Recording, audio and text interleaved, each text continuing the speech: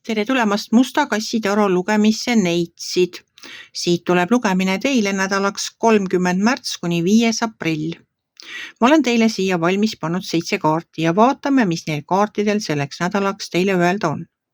Nädal algab teil siin suurepärase sauade ässaga. Sauade äss on üks väga positiivne kaart taro kaardipakis. Sauade äss ütleb, et te olete täis tahtmist teha ära. Teil on, mida jagada, seda räägib mulle see järgnev kaart, see on müntide kuus. Müntide kuus on väikesed kingitused, külluse jagamine ja teil on see soov ja tahtmine kellelegi head teha. Kellelegi head teha, midagi jagada, teil on, mida jagada.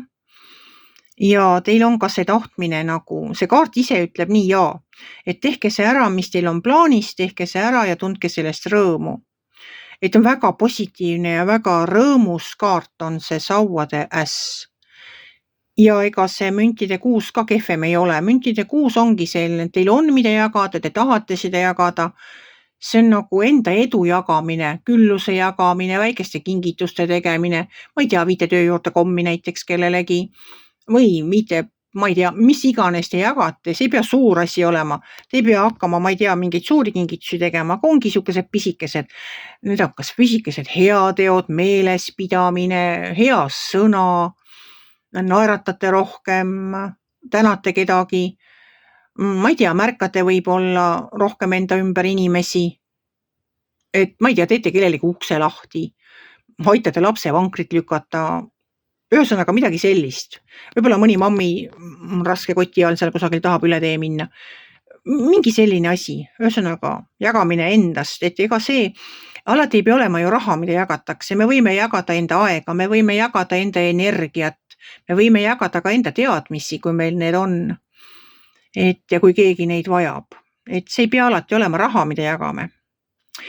Siis ma näen siin poodukaarti. Poodukaart räägib sellest, et te saate või peate või on teil võimalus ja pakub elu teile võimaluse asjadele vaadata natuke teise vaatenurga alt.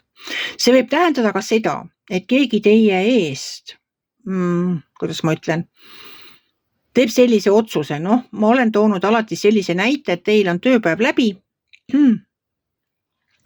Ja teil on tööpäev läbi, panete enda riided selga, koti üle õla, hakkate poodi minema, mõtlete, et lähete poest läbi, ostate seal, ma ei tea, leiba, saia, piima on ja siis olete juba teel sinna poe poole ja siis heliseb telefon. Võtte keegi helistab ja kutsub teid kusagile teises suunas.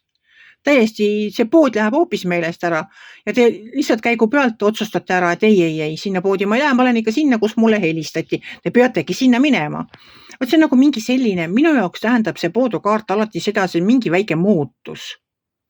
Muutus minu plaanides. Muutus võib-olla, mitte väga suur muutus, aga mingi pisike muutus. Võt ongi see, et poe asemel lähen hoopis kohvikusse. Või poe asemel lähen hoopis kinno. Või ma ei tea, kutsutakse kuhugi. See ei ole mingi halb asi. See ei ole halb muutus. See on lihtsalt nagu keeran tahan minna paremale, keeran hoopis vasakule, sellepärast, et mind kutsuti vasakule. Mingi selline muutus, nagu teekonna muutus või plaani muutus, jah. Edasi tuleb siit mõõkade 3. Mõõkade 3 on südamevalukaart. Mõõkade 3 on sellise südamevalukaart, mida saavad meile põhjustada kõige lähemad inimesed. Meie lähedased võivad meile põhjustada sellist südamevalu. Kas me muretseme kellegi pärast, on keegi millegagi hakkama saanud, mille pärast me peame südant valutama. Midagi sellist on see südamevalukaart. Ja kuna siit tuleb kohe edasi ülempreester ja väsimuse kaart ja viimane on meil keiser, siis see südamevalu kohta ma ütlen seda, et tuleb see ülempreestri kaart. Ja ülempreestri kaart räägib sellest, et kõik, mis te teete endale.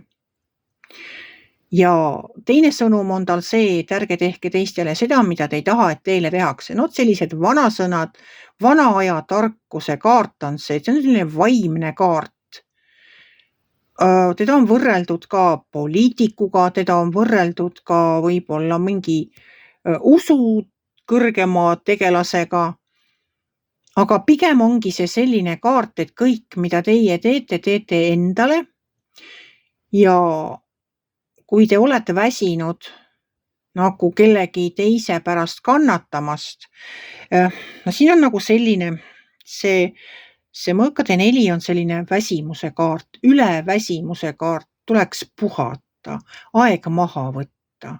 Ja kuna siin on ka seotud südamevalu ja ülempreester oma sellega, et me teeme kõike endale, siis ma ütleksin seda, et te ei saa võtta vastutust teiste inimeste tegude eest.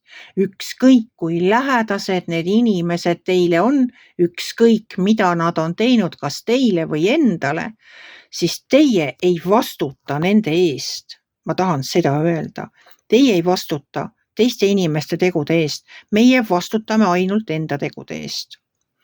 Ja see keiser viimase kaardina räägib seda, keisrile meeldib struktuur ja plaan ja ütlebki, et kõik asju ajage õigluse järgi, õiguse järgi, nii et ei oleks kellelgi kusagilt kinni hakata.